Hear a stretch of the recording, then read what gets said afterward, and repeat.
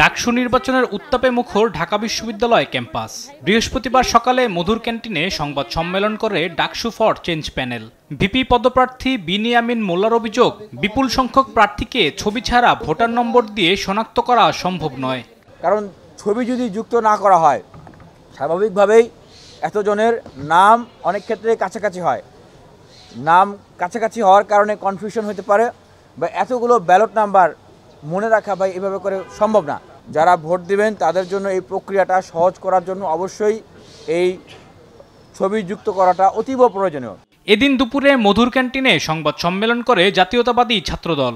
VP পদপ্রার্থী আবিদ জানান, অভ্যন্তরীণ ভোটাভুটির মাধ্যমে গণতান্ত্রিক পন্থায় প্যানেল চূড়ান্ত করা হয়েছে, যা ডাকসুর ইতিহাসে বিরল। নির্বাচিত হলে গণরুম ও গেস্টরুম সংস্কৃতি বিলুপ্ত করার প্রতিশ্রুতি দেন এই প্যানেলের নেতারা।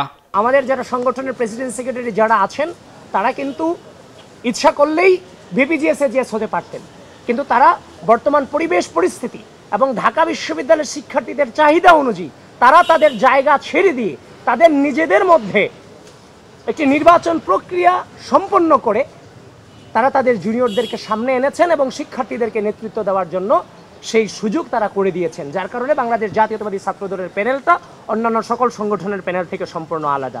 অন্যদিকে অপরাজয় বাংলার পাদদেশে স্বতন্ত্র শিক্ষার্থী ঐক্যর পূর্ণাঙ্গ প্যানেল ঘোষণা করেন উমামা ফাতেমা। জানান, সম্পূর্ণ অরাজনৈতিক শিক্ষার্থীদের নিয়ে গঠিত হয়েছে এই প্যানেল। নানান পথ পেরিয়ে আজকে 2025 সালের 21শে আগস্ট আমি ঢাকা বিশ্ববিদ্যালয়ের কেন্দ্রীয় ছাত্র সংসদের একটি প্যানেলের ভিপি হিসেবে নিজেকে আত্মপ্রকাশ করলাম।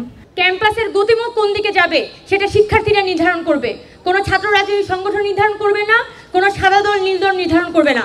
9 সেপ্টেম্বর ডাকসু নির্বাচন অনুষ্ঠিত হওয়ার কথা উল্লেখ করে প্রার্থীদের আচরণবিধি মেনে চলতে নোটিশ জারি করেছে বিশ্ববিদ্যালয় প্রশাসন।